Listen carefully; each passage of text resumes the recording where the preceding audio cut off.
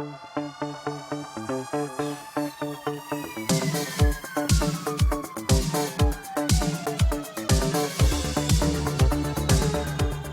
up, everyone? This is the Next Take Podcast, episode 38, with Mikel and Tanyka. where we have conversations on different topics. So today is a special episode.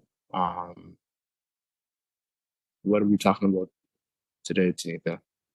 So we're going to be talking about Ford, not the car, but we're talking Rob Ford and Doug Ford. Two people that have made an impact in Ontario. Being our mayor, actually, Rob Ford was our mayor, and then Doug is basically the premier. When we say our mayor, we need to clarify he was the mayor of Toronto. He wasn't our mayor, but he was the mayor of Toronto. Yeah. Yeah.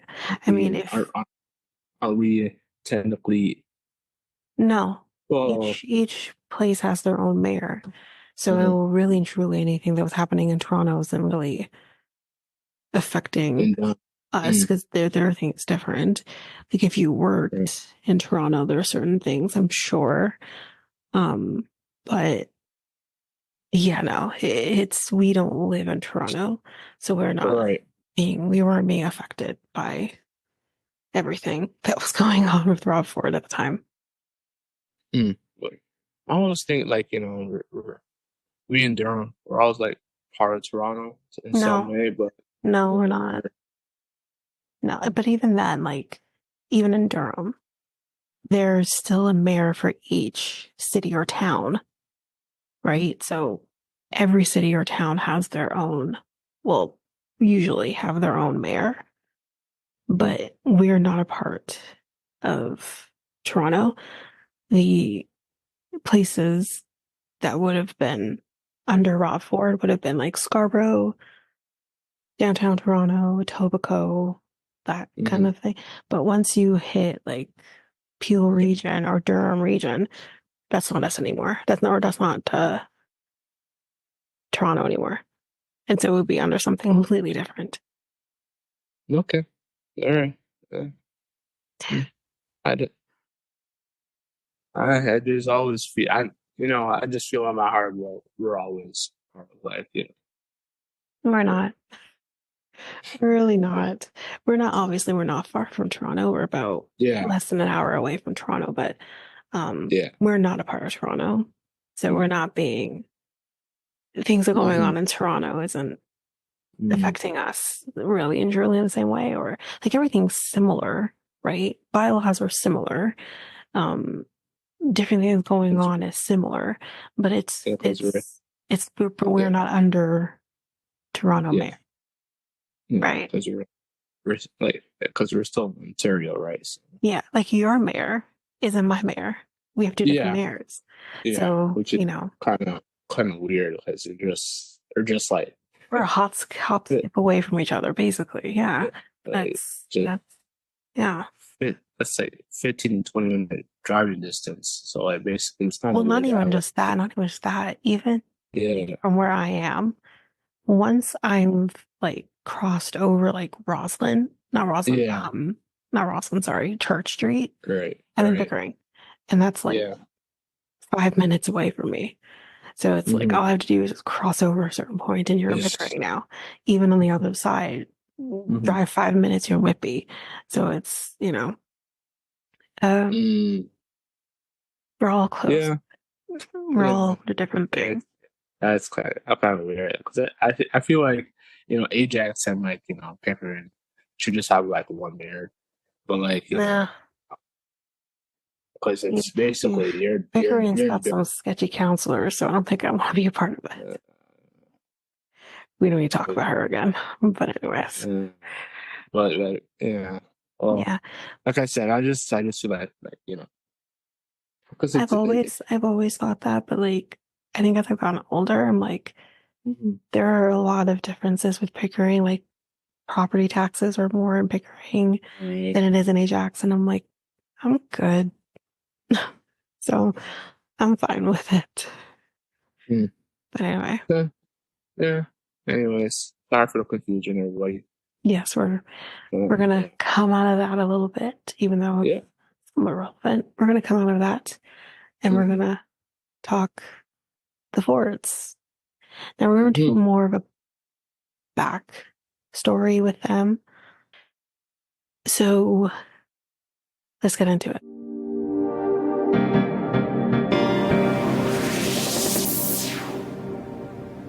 Now, there are always going to be some similarities with the stories because they're brothers. So, but we'll go through it. So, Robert Bruce Ford, who was the mayor of Toronto from 2010 to 2014, was born on May 28th, 1969 in Etobicoke, Ontario. He's a Gemini. That's a lot. He died on March 22nd, 2016 in Toronto. So he a populist in the conservative vein. So I guess, was he part of the Conservative Party? He was, right? Mm-hmm. Yeah. Ford's 46, yeah. Jesus, he was 46. Yeah. Wow. Yeah, I remember him being young. Ford's defiance of convention and his tabloid celebrity made him a unique figure in modern Canadian politics. Now, if you were, know what was going on with Rob Ford, obviously, at the time, when you would hear, which is actually going to be brought up on this, when you would hear the name Rob Ford on, like, I don't know, Jimmy Fallon or Jimmy Kimmel, you're just like, so this is what it's come to. Only then is Toronto on the map because of the mayor. That's great. It felt this weird embarrassment. It was like, I don't want people talking about Toronto in this way. Like, this isn't it. But anyways, it's fine. He acquired international notoriety when it emerged.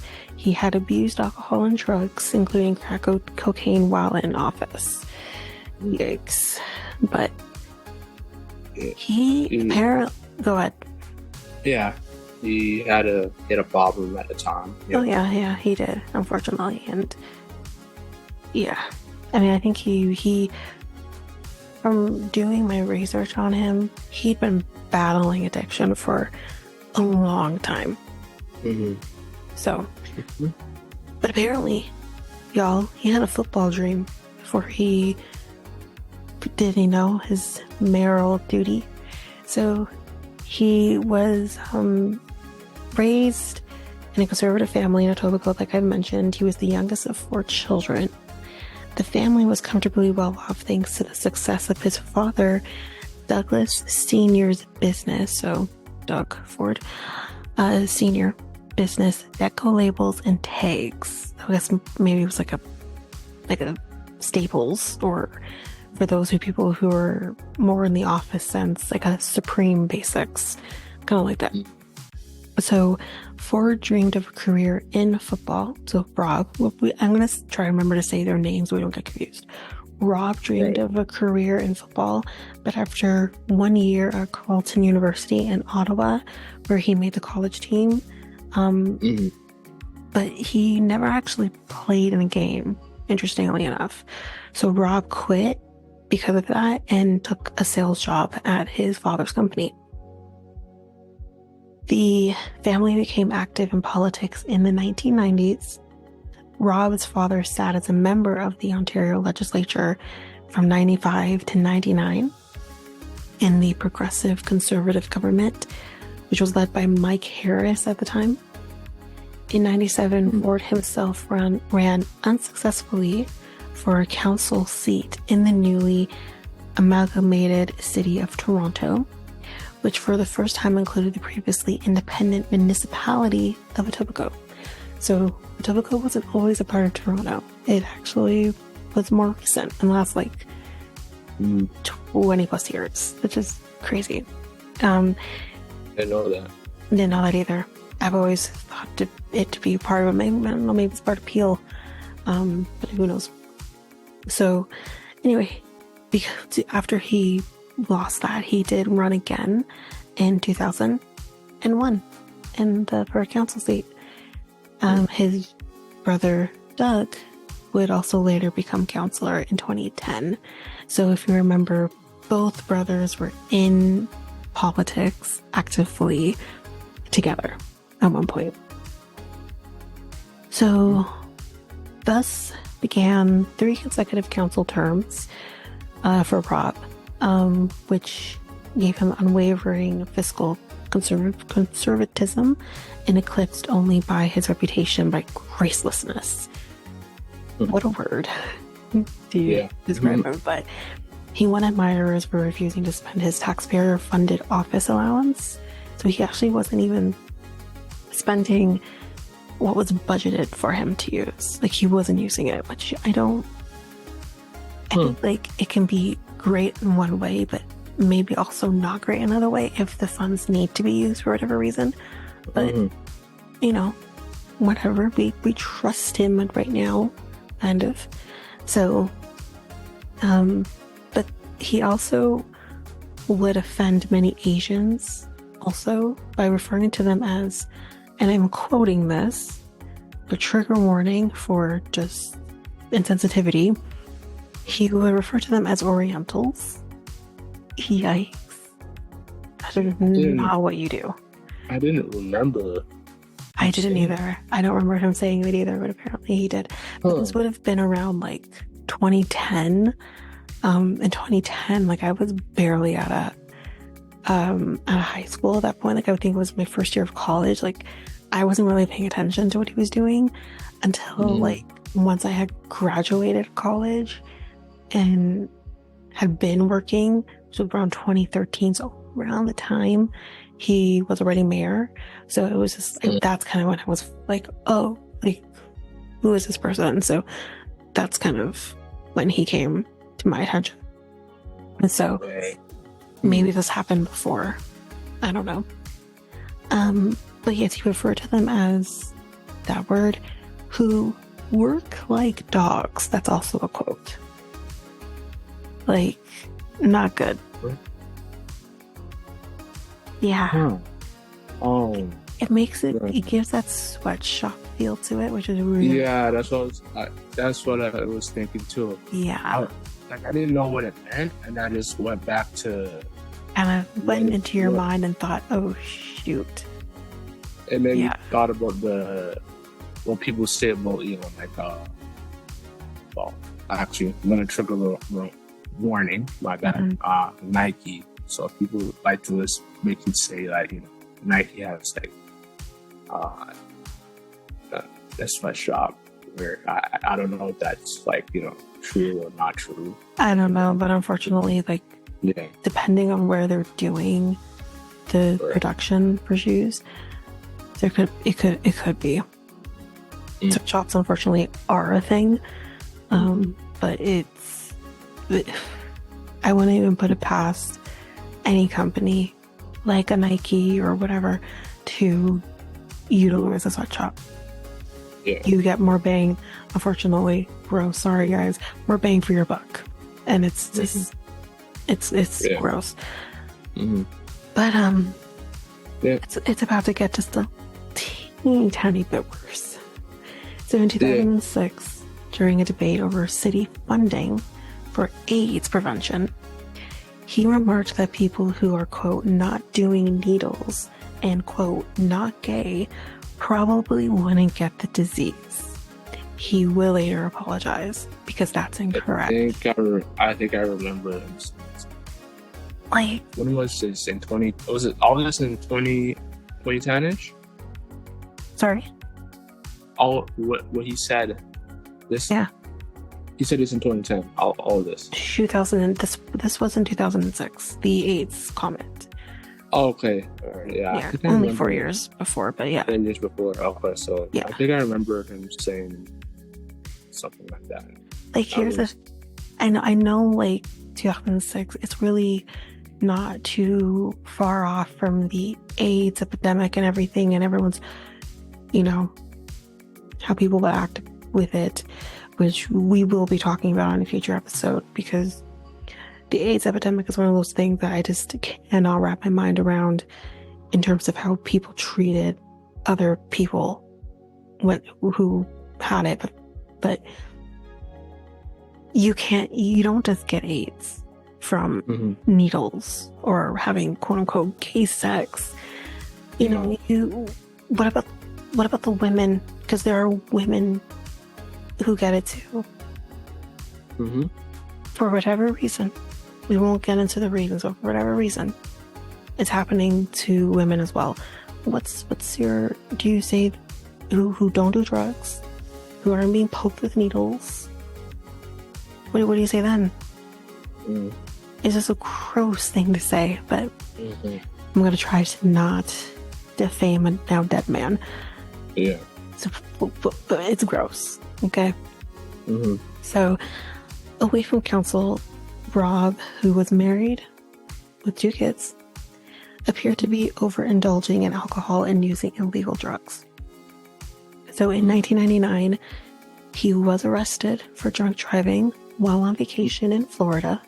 Now listen, don't hate me, but I'm going to say it. It's Florida. Some weird shit happens in Florida. But not great. So at the time, police found a small amount of marijuana with him, which was illegal at the time. I'm not sure if Florida ever legalized marijuana, but at least even here in Ontario or most of Canada, weed was not legal in 99.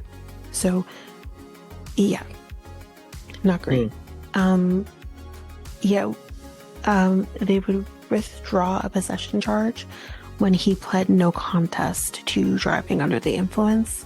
So he was only charged with the drinking and driving, not the possession, which would have landed him in prison for quite some time. But in 2006, an apparently drunken Rob was ejected from the Air Canada Centre Arena after insulting a couple seated near him during a Toronto Maple Leafs hockey game. My guy, not great. I think I remember that. This was in 2006 as well. So the charge was in 99. Fast forward 6 years, and then there was the issue at the ACC Center with the couple watching the Leafs. So, despite his public blunders, though, Rob's unyielding opposition to tax hikes and new city spending attracted a dedicated following, which, I mean, yeah. Especially among the city's growing population of working-class immigrants. In 2010, he ran for mayor under the slogan, quote, "Stop the gravy train," a reference to the perceived heavy spending of the previous administration, which was led by David Miller. Yeah, he was a liberal, wasn't he? Huh? Was he a liberal or NDP? The previous? I don't know. I don't know the details of that. But Rob enjoyed help from a veteran conservative campaign strategist and stuck to power with 47% of the vote. So it was obviously pretty good in his favor. I can't remember who he ran against. I'm not even sure if I paid attention when he ran the first time. The second time, obviously, yes, I did. But the first one, I'm not sure if I ever paid attention to it. But anyways, so his 2010 victory exposed deep divisions between residents of Toronto's downtown, many of whom supported investment of public money in city services, and less affluent suburban, whatever. I'm not going to try to say that word. Some words are guys. But anyways, who sought to curb their spiraling tax bills. Because clearly people are being taxed. Shit, it gets worse, but people are being taxed, and when you're constantly being taxed, especially when you're dealing with immigrants, it's just like, it's hard to keep up, right? And Toronto is not a cheap place to live. It's horrific now, I don't know how people do it now, but even 14 years ago, it was still horrific. So that divide tinged debate over key issues such as transit expansion in the suburbs, with Ford supporting subways over light rail trains, so the LTE or LRT, sorry guys, LRT, which is not even. He kind of got his wish on that one because the LRT is kind of probably donezo at this point, which he portrayed as inferior. It kind of is. It kind of is. He's not wrong. It is pretty, because I mean the only LRT that there is that I can think of off the top of my head is the expansion from what's the one stop past Scarborough Town Center to Kennedy Station. Now it's great, if you need to get to Kennedy Station from there. I've used it. Like it's perfect for that, but it's only like a few stops, and honestly, it's not that far from Kennedy Station. If you're picking someone up or whatever, it's not that far. Just maybe go another 10 minutes and you're there. So, can be seen as useless. But anyway, as mayor, go ahead. So the previous mayor, going back to that, before Rob Ford, David Harris. David Miller. David Miller, right? Yeah. He's an NDP. Oh, so, okay. Yeah, so, I thought he was a liberal because, when Rob Ford referred, as previous training as spending, because liberals like to spend, but I think the NDP and liberals are similar in a lot of ways. They like to spend and seriousness. Well, I mean, look what's happening right now. Yeah, you know what I mean. Yeah, so yeah, that's why I thought that Dan Miller was a liberal. So yeah, my apologies if people took that as some type of offense. So he's an NDP, so New Democrat Party. Okay. So, yeah. So as mayor, Rob fought the power of public sector unions, pushed for tax freezes, cut city hall expense accounts, and pushed through the privatization of some garbage collections. He also raised user fees for recreation programs. Although the pace of spending growth slowed during his term as mayor, overall spending continued to rise in the 3 budgets he presided over from 2011 to 2013. His most ardent critics, meanwhile, sought ways to neutralize him, culminating in a 2012 conflict of interest case involving Rob's use of his office letterhead to raise funds for his youth football foundation, so completely separate from his mayoral duties, and soliciting donations for the foundation from lobbyists and their clients. Yikes. Yet again, not great.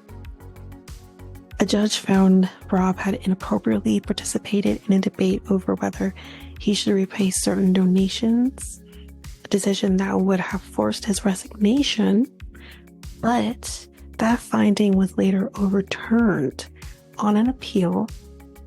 So with that in mind, he didn't have to resign anymore, so he remained in office. In early 2012, more accounts surfaced of Rob appearing intoxicated in public. So we're going to go through this now. On March 17th, which was St. Paddy's Day, he was seen reeling at a St. Patrick's Day party at a downtown bar.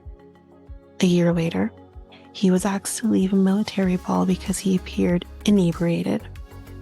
Pictures of him in various states of dishevelment, which, if you remember, there were so many times you would see Rob Ford and be like, is he okay? Like, he would be a mess sometimes. But yeah, so these pictures would be circulated on social media because, again, this is the age of social media. Once it's out there. And one former mayoral candidate, Sarah Thompson, claimed an intoxicated Rob had actually touched her and made lewd innuendos during a public political fundraising event. So, if I want to say this right now and again, I know he's passed. I hate the way that he. We'll get to it, but if he was still alive right now, with this in mind, he would have been Me Too'd. Either way, this would have ended really badly for him in terms of his political career. He would have been Me Too'd. Look what happened with John Tory. Right. You know what I mean? Like, it would happen.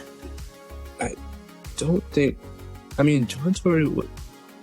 John Tory came out and just said, No, he was being. I think there was news coming out, and then he was trying to get ahead of it. Yeah, but that's exactly it. People were starting to say something. They were doing an internal investigation and stuff. Things were happening, and he was trying to get ahead of it. It didn't work. Now, I think that situation was, you can debate consensual on both parts, but I think we have to remember, look at kind of what happened with like Monica Lewinsky and Bill Clinton. Sure, maybe it was consensual on both parts, but he was a man in power. She wasn't. So take that in the same, and again, I believe that the girl was quite young in comparison to John Tory. Similar thing. And we learned from Monica Lewinsky that men suck. It's not the 20-something-year-old woman who's the issue, but but anyways, Rob would have definitely been Me Too if he was still alive. Oof. Anyway, let's get to the famous crack video. So on May 16th, 2013, Rob made headlines around the world of when the US-based Gawker website and the Toronto Star newspaper both reported they'd been offered to purchase a video footage showing Rob smoking crack cocaine. Rob issued a denial saying, quote, "I do not smoke crack cocaine, nor am I an addict of crack cocaine." False. But the news led a cascade of revelations in the ensuing months, including media stories suggesting he had consorted with criminals and spent time in a reputed drug house. So not only is he partaking, but he's also then going to a drug house. Just, yeah. Twitter and YouTube users posted photos and videos showing the mayor intoxicated during a summer festival in the summer's Danforth neighborhood. On Halloween Day, Chief Bill Blair, remember Bill Blair? He ain't around no more, he's not chief no more, but Bill Blair of the city police announced that officers investigating an alleged drug gang in Etobicoke had turned up digital footage, quote, consistent with what has previously been reported in the media, the reputed crack video starring yours truly, Rob Ford. The police also said they had arrested Rob's friend and driver. Remember that? Remember the drama with their driver too? His driver? Oh, yeah. Yeah. So the driver, whose name was Alessandro Lisi, on charge of extortion related to the video. So I guess he was extorting Rob with, "I got this footage, I'm gonna release it." Messy. So with that, Rob made an impromptu appearance before reporters, admitting he had indeed used that crack in the past, even though he said he didn't. saying, quote, probably in one of my drunken stupors. Sure. Still, he refused to resign, and with no legal mechanism to remove him from office, City Council settled for stripping him of key executive powers. I remember this. Rob vowed to quit drinking, though. He said he would. So, yeah. Court documents also surfaced showing police had spent the past few months secretly trailing Rob and Lacey, the driver, watching as they drank together during office hours, and as Lacey dropped suspicious-looking packages in Rob's vehicle. Remember that too. In January 2014, this was the thing for me though.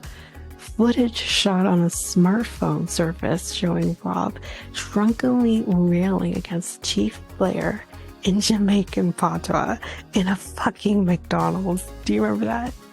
Yeah, I remember that, yeah. The funniest thing I think I've ever seen. But again, he's a mayor. And that's not a great look. It's funny, but it's not a great look. Reaction to Rob was not uniformly negative, because people were like, yes, Rob Ford. Like, they were loving it. Everyone was loving it. His large girth, yikes, and his defiance of convention and won him a cult following around the world, making him a favorite topic of late night television comics, like I mentioned in the beginning. In March 2014, he would appear on Jimmy Kimmel Live, where he brushed off the Americans' host questions about his behavior, saying, quote, I wasn't elected to be perfect. And that's true. I actually agree with him on that. No one is elected to be perfect. Yeah. But we do, I kind of expect that you're not drunk or doing crack cocaine, at the very minimum. And potentially not also groping women, because you can. Those are small things. But anyways.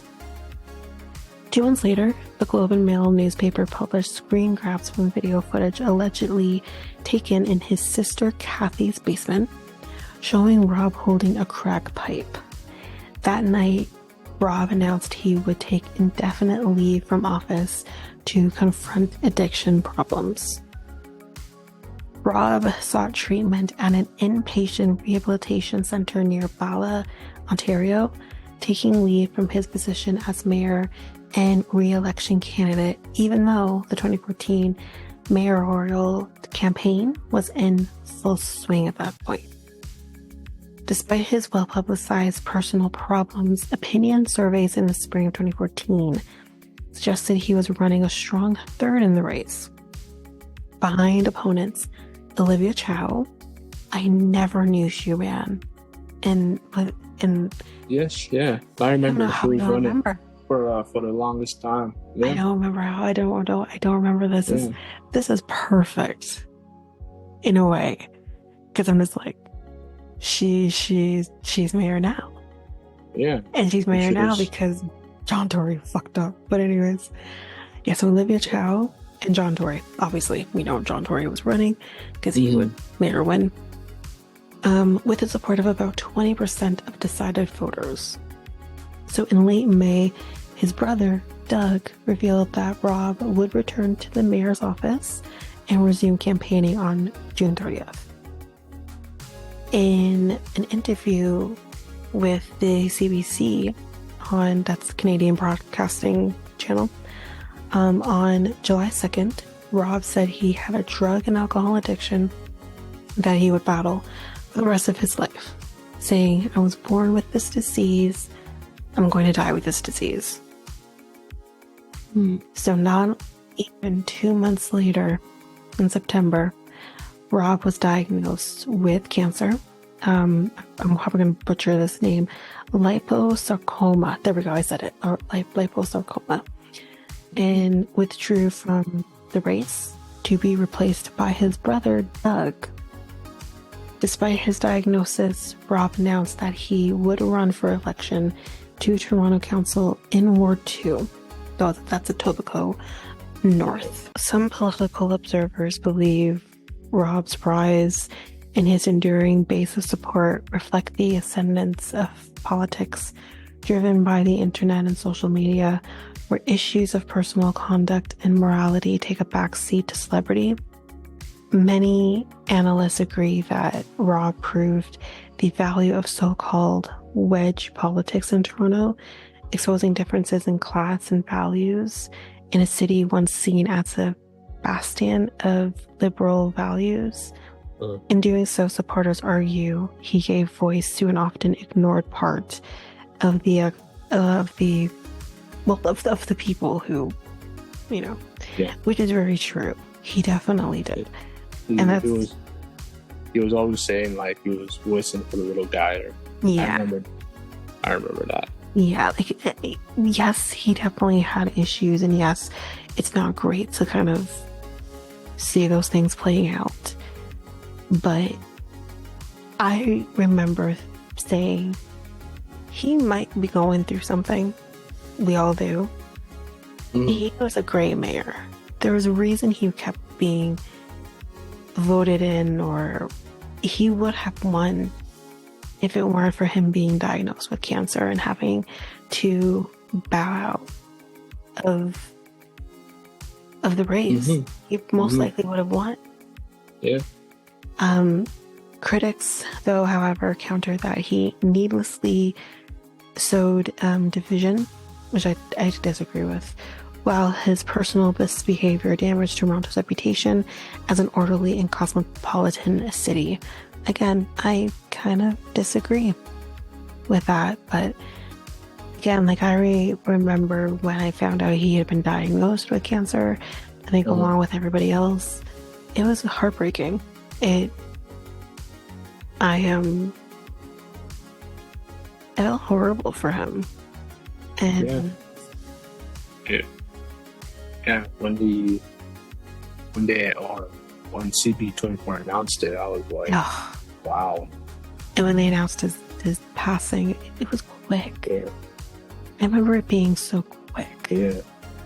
From him being diagnosed, or at least him announcing it, to his death. It was like 2 months.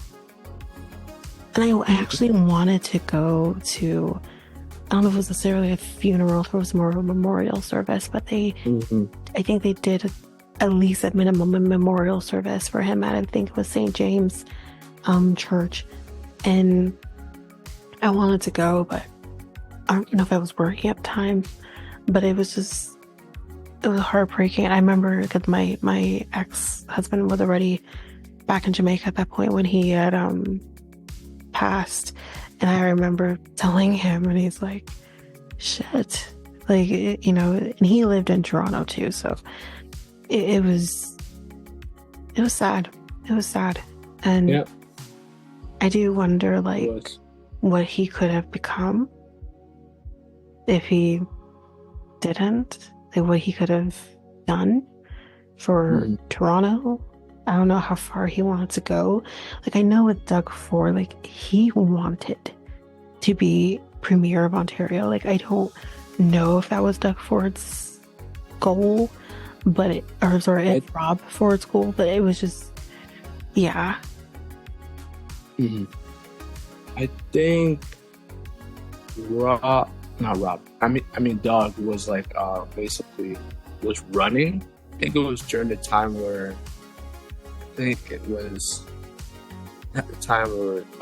John Tory was running. Yeah. We said it. So Rob Ford was running. Doug Ford wasn't when he was, but once he was diagnosed with cancer and came out of the race, Doug Ford basically took his place. Yeah. And said, we're going to win this for Rob or whatever. Like, he obviously did not. From his loss with the mayoral race, he ended up running for Premier later, and obviously won that. But again, I do always wonder, like, with that, like, we had Kathleen win, and she wasn't great. Things were happening behind the scenes. So it's like, okay, do we keep her in, or do we get someone else new in here? Rob Ford, he did great as mayor, so we can trust Doug, right? Yeah, right. Yeah, people were saying that he had different views. Yeah, his Yeah. brother. You would think, him and his brother would have conversations and just like, Right. agree with each other. That's what we felt about Justin Trudeau coming in. Well, his father was one of the best prime ministers. Like, of course we can trust him, right? No. I mean, like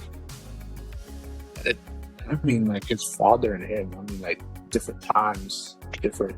Yes, but you have to. But that's just like with Ford. We're trusting the name, even though they might be coming from different times, and there's no denying that.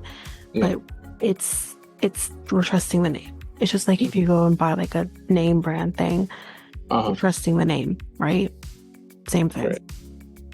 We're trusting the name. Yeah. I know what you're saying now. Yeah. Okay. But let's transition, since we kind of started talking about Doug. Let's talk about Doug.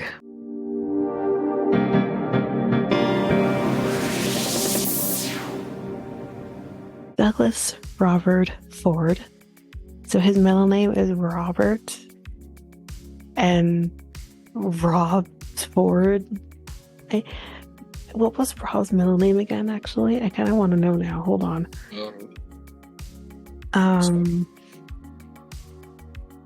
Bruce. It's Bruce. It's Bruce. Yeah, you just said it.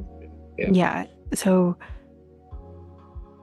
interesting though that Doug's middle name is Robert. But anyways, Douglas Robert Ford, who is the 26th Premier of Ontario, and he's been running since 2018. He was also a city councillor, as we mentioned. He was a businessman. He did work for his father's business at one point. He was born on November 20th, 1964 in Etobicoke. Doug spent much of his working life at Deco Labels and Tags. Again, it's his father's company. He rose through the ranks at Deco to eventually replace his father as the company's president. So he went far in the company. When his brother Rob would run for mayor of Toronto in 2010 and obviously won, Doug was elected city councillor of the ward his brother had actually vacated to run for mayor.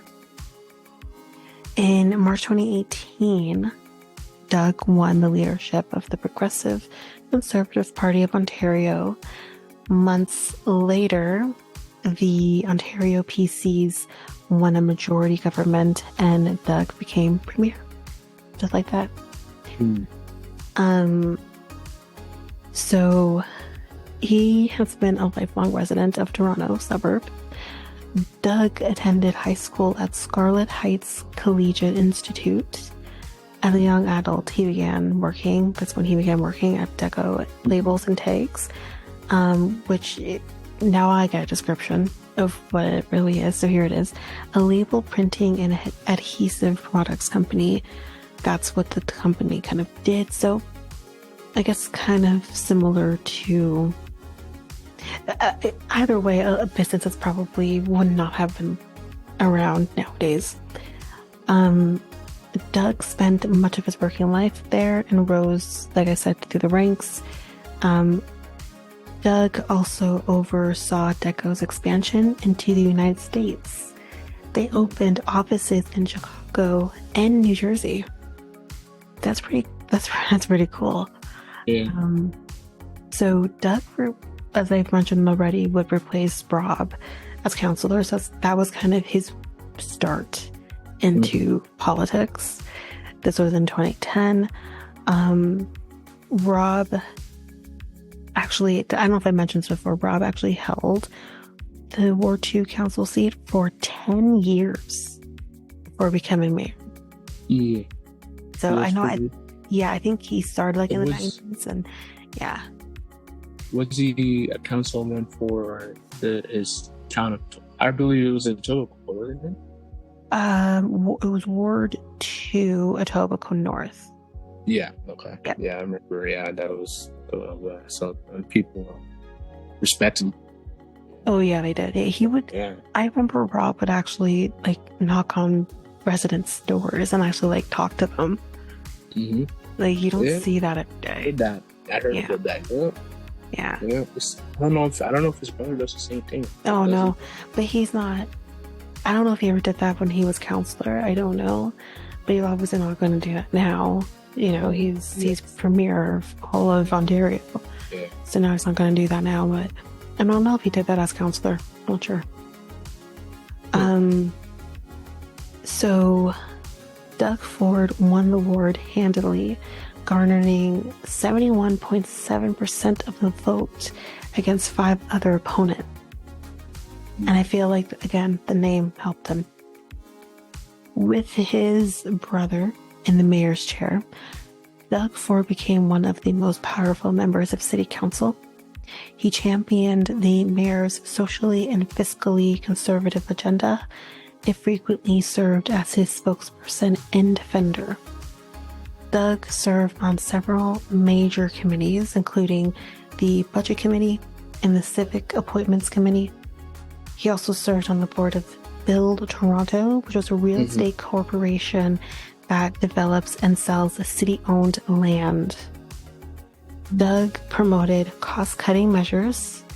That's really fucking funny, but yeah, he would do that, such as privatizing garbage pickup, which is something Rob also did, and promoted the development of a massive waterfront project that would include a monorail and a Ferris wheel.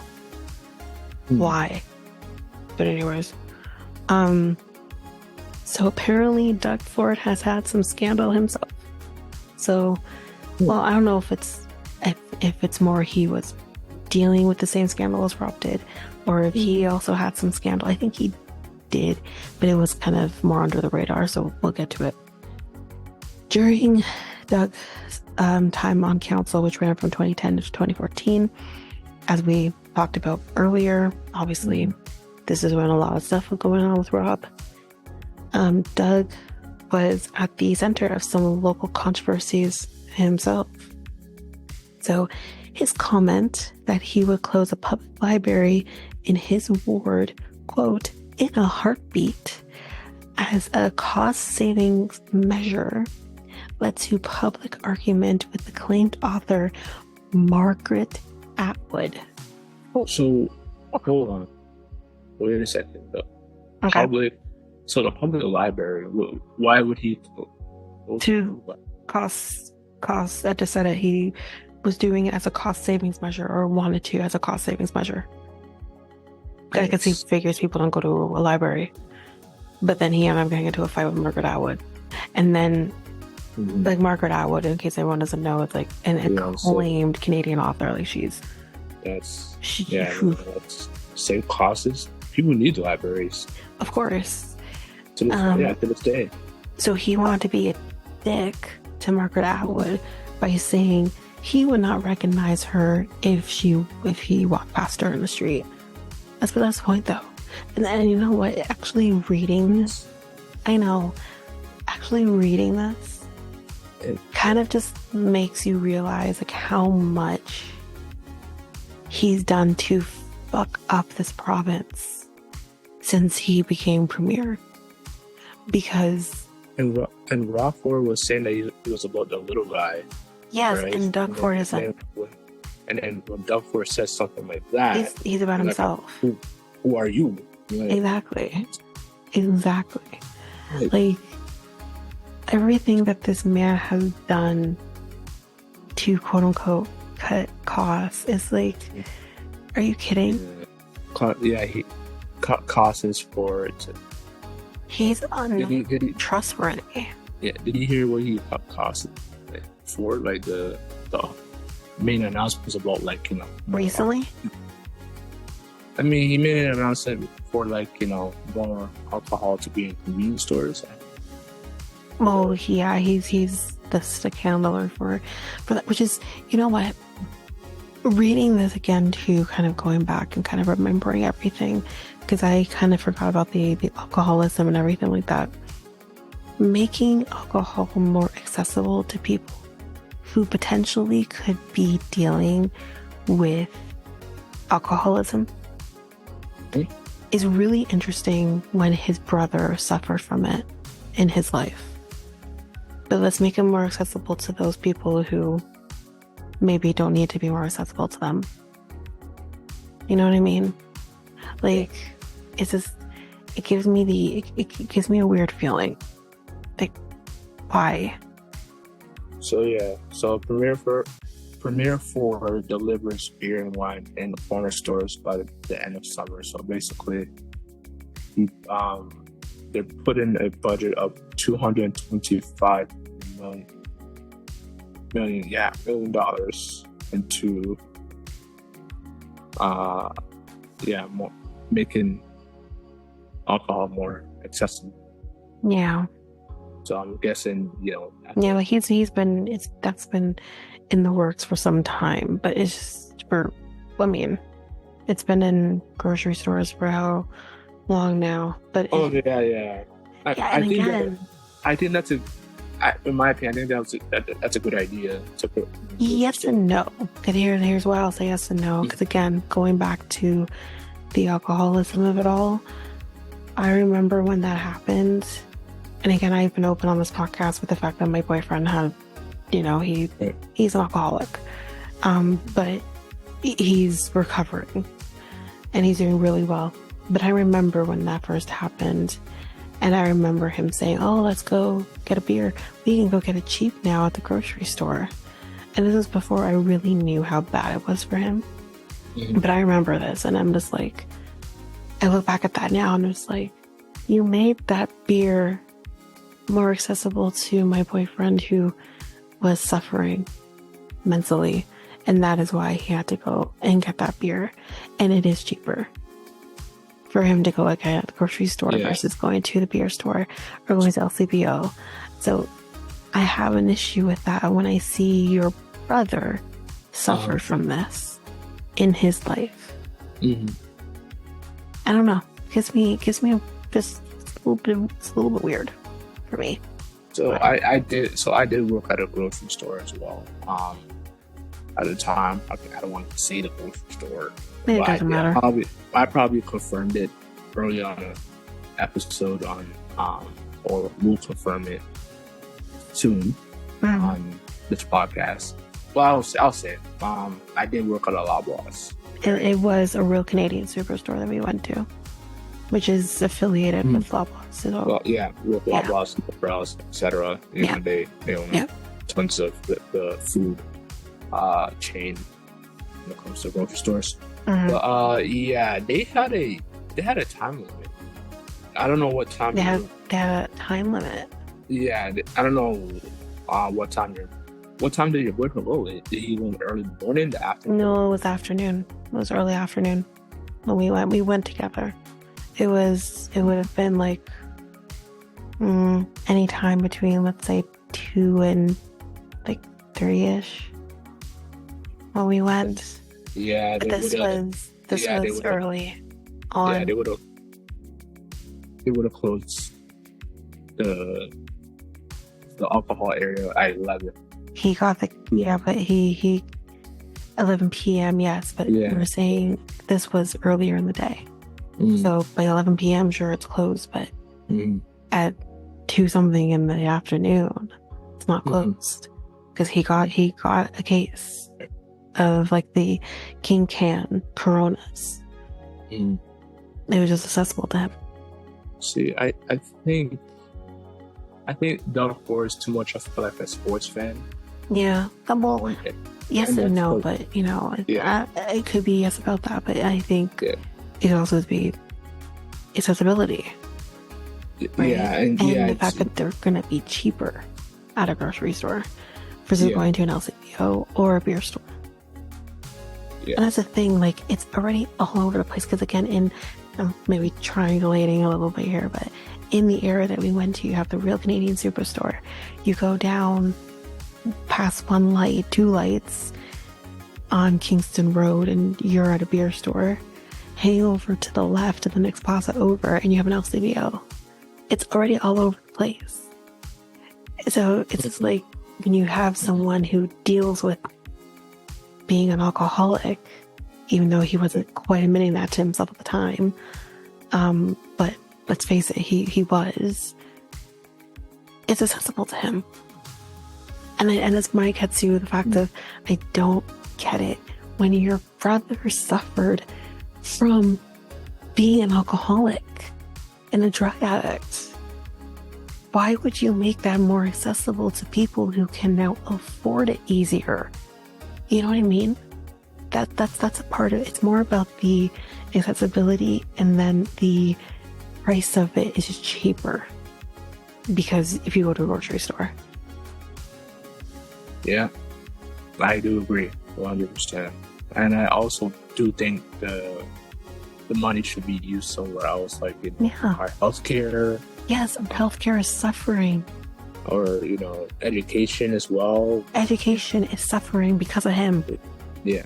Like, I'm not necessarily going to blame him for the health care crisis, but the education, that's him. Yeah.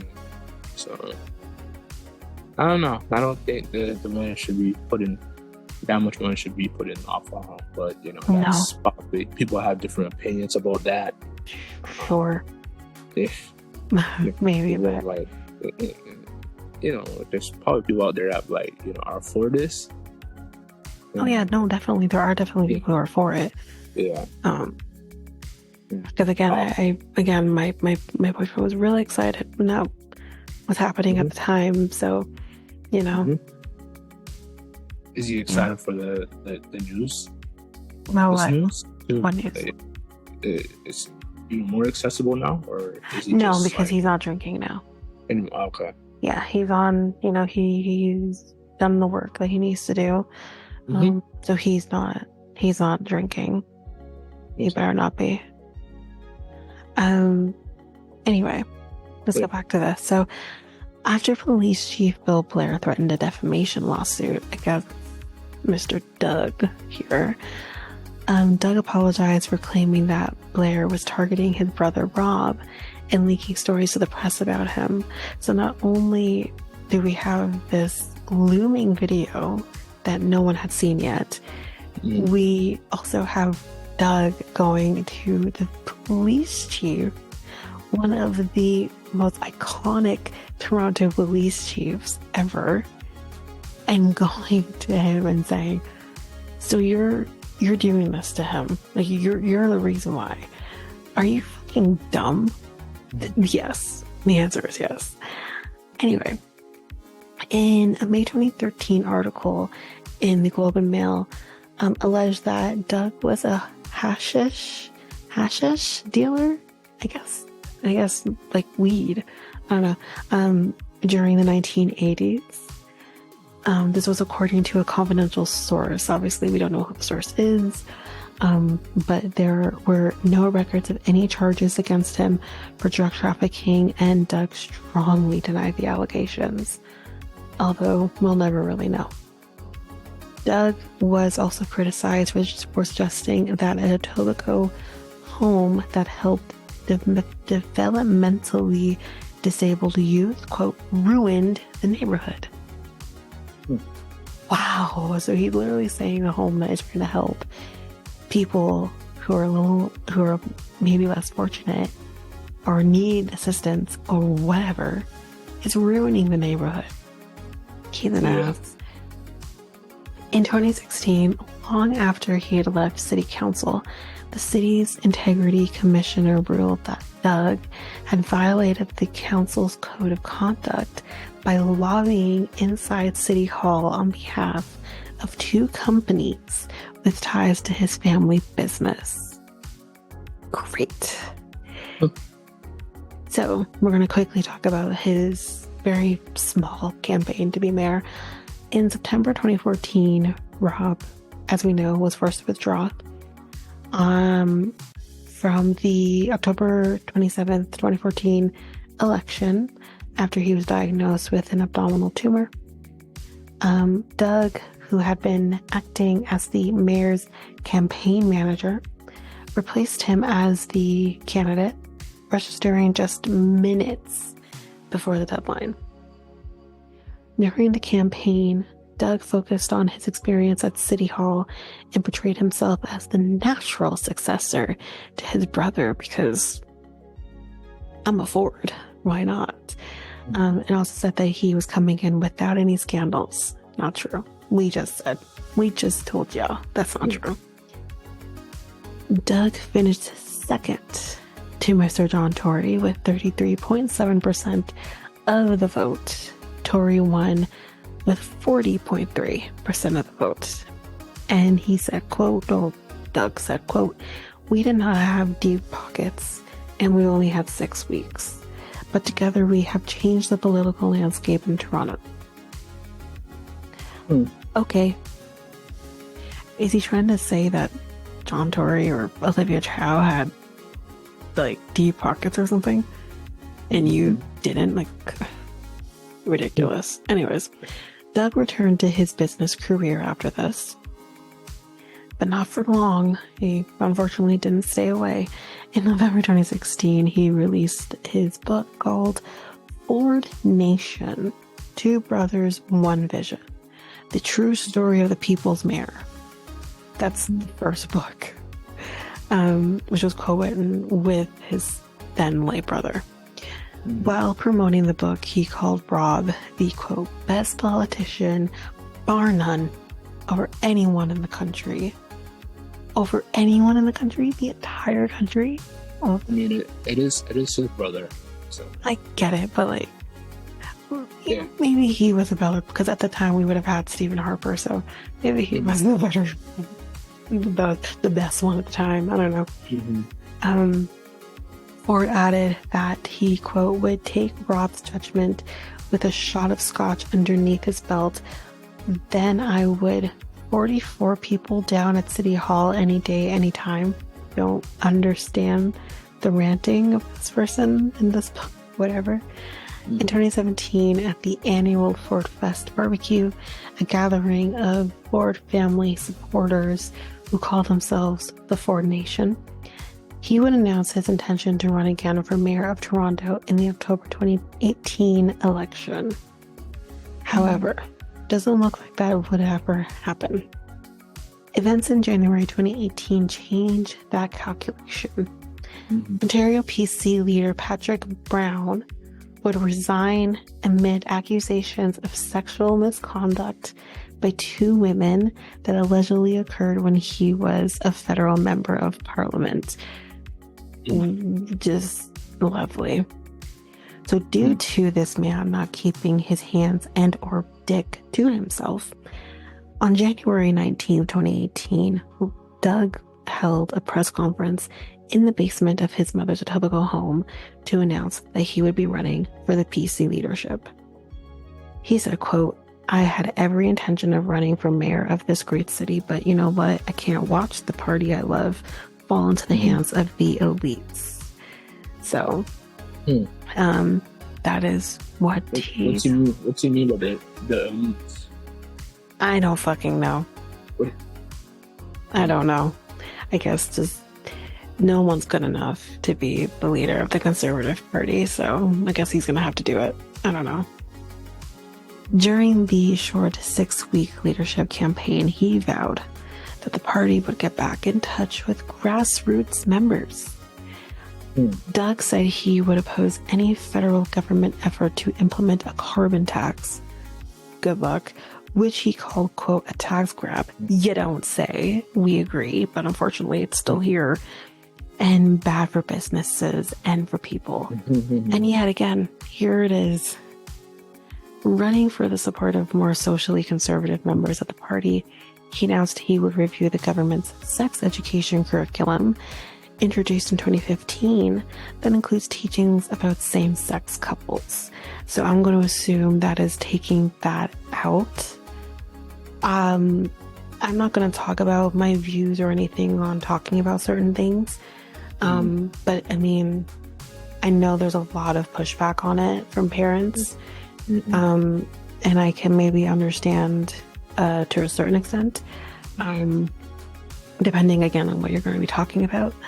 Because again, I'm coming from a Catholic standpoint that there's just certain things that would never be taught in a Catholic school setting, because you're told sex is for reproduction, so certain things just don't make sense. And again, that's just that sense of it. I'm not saying I'm opposed to certain things, because whatever, but it's just, yeah. But anyways, on March 10th, 2018, Doug was elected, as we know, as the Ontario PC leader on the third ballot of preferential voting during a controversial party convention. Ballot dispute delayed results for 7 hours, and runner-up Christine Elliott alleged, quote, serious irregularities in the race. She said, I will get our party back on, or he said, I will get our party back on track. And this is what he said in his acceptance remarks. He said, quote, to the people of Ontario, I say relief is on its way. Where's the relief? It's been a few years, sir. Where's the relief? Because I don't know where it is. I feel very stressed, not relieved. The new PC leader had a little time to get, acclimated to his new job. The campaign for Ontario's June 7th, 2018 election started less than 2 months later. Ford pledged during the campaign to cut the price of gas by 10 cents and to fight any attempt by the federal government to levy a carbon tax on the province. I got 2 words for you. Bullshit. Are you kidding me? Have you seen gas prices? Now, I know this was 2018, but even in 2018, gas prices were on the rise. Yeah. I feel like it still is. It still is. You go and you fill up, because I remember, I think when I filled the car up last, my mom was like, "Oh, it's like $1.65 or whatever it was," and she's like, "That's expensive." I'm like, "What do you want me to do? Do you want me to Flintstone it everywhere? Because I have to put gas in the car. Doesn't matter what the gas prices are." You know what I mean? Just go to Costco.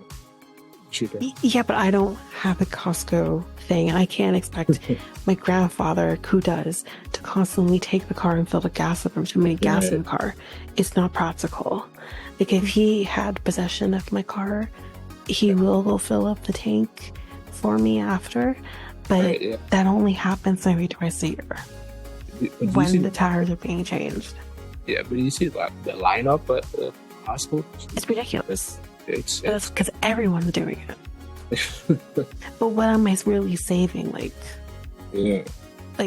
barely anything to do it these days. So it's not worth it even to do that now. But that's exactly it, though. Filling up your tank is ridiculous. Yeah, it's ridiculous. But anyway, so get me started on that. So let's continue. He also promised to pull out of the joint Ontario-California-Quebec carbon emissions trading system and to lower electricity bills for families. Again, where's the proof of that? Because that's not happening either. Farmers and small businesses by 12%. Great. Ford said he would let more corner stores, grocery stores, and big box stores, as we discussed, sell beer and wine. That's the only thing that's actually happened in this list of shit that I've just said. That's the only thing that's happened. And that he would bring back Buck a Beer, which he did. The price it was at before 2008, apparently, by increasing competition. So that is, again, the only thing that he did. He said he would provide billions of dollars for new subway funding and would extend the GO Transit network. True on that too. And in terms of the subway funding, that has happened for sure. But I think, again, that's kind of irritating about TTC at the moment, which we don't have to get into too deep, is that they fund TTC in order to give people, a break on paying for TTC if you're coming off of GO Transit, just in time for TTC workers to potentially strike. So, anyways, well, it hasn't happened yet. They're still talking about striking in June. This is going to be an absolute mess if they do. positioning himself as a defender of the quote-unquote little guy. Not him, clearly. We've talked about this. Doug said he would order an audit of government expenses and find about $6 billion a year in efficiencies. He also promised tax cuts for businesses, corporations, and middle and upper income earners, and vowed to cancel a planned minimum wage increase. Which is interesting. He did not release a fully... Because first of all, that never happened. When did he cancel the minimum wage?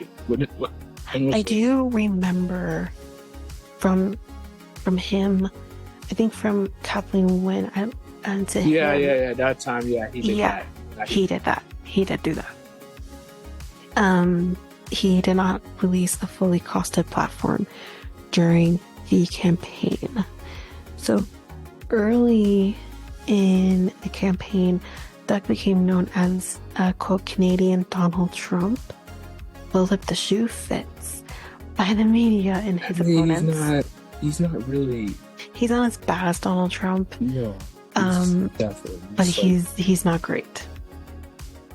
So I understand why they call him that.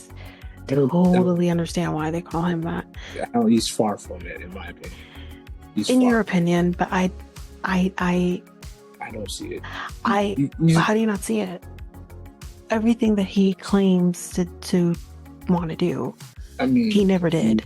Very similar to Donald Trump. Donald Trump, this big game of these things that he was going to do, he didn't do. And he's not Twitter happy. He's not a racist. He's not he's none of those things. But if we're just focusing on the politics and they're very similar. Okay. Yeah, we're focusing on the politics. They're very similar. Yeah. Okay. I was focusing on the other toxic. Yeah. No one is like Donald Trump. Donald Trump is in a league on his own. Yeah. When it comes to everything else, but politically speaking, I understand why they refer to him as such. The comparison was due to his conservative populism and for his suggestion that Kathleen Wynne might be in jail if she was not premier. He's also not wrong with that, though. But Trump said several times that his political opponent Hillary Clinton should be jailed. Was Kathleen but again, the worst? Was Kathleen the worst? Divorced? No. Was she like the worst premier? I think personality-wise, she wasn't the worst premier. I don't have a lot of knowledge of premiers prior to her, but there was a lot of, I don't know the full story, or I don't remember the full story, but there was like colluding happening behind the scenes, emails and shit that was being passed between her and other people that was problematic. Similarly to what happened with Hillary Clinton as well. Interesting. Yeah. Doug saw his lead in public opinion polls narrow over the month-long campaign, with the new Democratic Party running neck and neck with the PCs. 3 days before the election, Rob Ford's widow, Renetta Ford, sued the PC leader. She sued her former brother-in-law. She claimed that her brother-in-law withheld money from Rob's estate and insurance policy from her and his 2 kids, and alleged his, quote, negligent management of the family firm. However, the controversy did not appear to hurt him. His party won 40.5% of the vote and a majority government with 76 of 124 seats in the legislature. Doug, who lives in Etobicoke with his wife Carla and 4 daughters named Krista, Kara, Kayla, and Kyla. So they say, quote, "We have taken back Ontario. We have delivered a government that is for the people." Again, I disagree. A new day has dawned in Ontario, a day of opportunity, a day of prosperity, and a day of growth, he says. He also saluted his like brother by saying, quote, "I know that my brother Rob is looking down from heaven. I'm just getting chills talking about him right now. I know Rob is celebrating with us tonight. We owe so much to his legacy." So soon after Doug became premier, his government made a number of sweeping and controversial changes that quickly cut short his honeymoon in office. It scrapped the cap and trade system, which put caps on the amount of pollution that companies in certain industries could emit, which is basically like the carbon tax in a sense. It announced plans to roll back a sex education curriculum that was unpopular with social conservatives. As well, it made several unpopular cuts in its first budget. The Ford government also cut the number of city councillors in Toronto by more than half. Moreover, Doug threatened to use the Constitution's notwithstanding clause if the courts blocked him from doing so. The move was greeted by public protests in the legislature. Opposition parties also protested the Ford government's tactics in the legislature and press conferences. PC's MPPs frequently rose in the legislature to give lengthy standing ovations to him. In addition, PC staffers often applauded him and drowned out negative media questions during press conferences. So they were acting like nothing's wrong here. Yeah. Months after his election, Doug angered Ontario francophones by announcing that the office of the French Language Services Commissioner would be closed. His government also canceled plans to fund the province's first French language university, which was supposed to be the Université de l'Ontario Française. The move ignited protests by Franco-Ontarians. In September 2019, however, Ontario and the federal government announced an agreement to jointly fund the university. So that's great.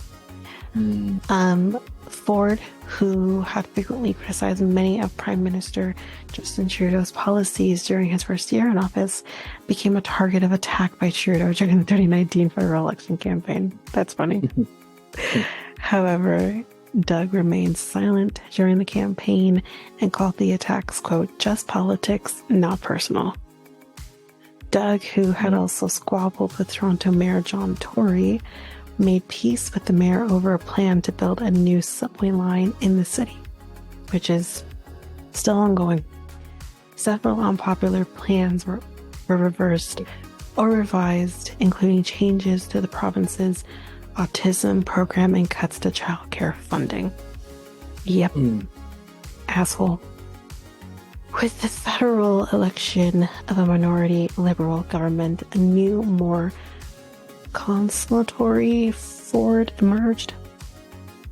After his first post-election meeting with Trudeau, Doug called for the federal government and western provinces, which were unhappy with the government's energy policies, to get along, saying, quote, "we have to find common ground and support our friends out west. We have to calm the temperature, lower the temperature, and again, stick together as a country." Sure. By the end of 2019, Doug had the support of only 28% of Ontarians, which is the worst public approval rating of any Canadian premier. That is sad. But that is the end of that for this episode. All right.